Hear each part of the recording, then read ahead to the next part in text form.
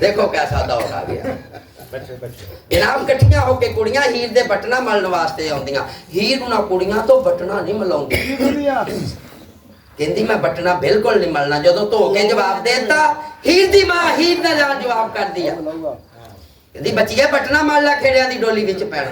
कहंदी अमड़िए मैं बटना बिल्कुल नहीं मलना। जनाब अगे मां हीर दी बोलदी, बाह हीर दी फड़ के कहंदी सुन सुन गल्लां तेरियां, मेरा जिगर कलेजा धड़के। सानू एक दिन कैदो लंगे ने दस्सिया नहीं साडी विच कचहरी करके।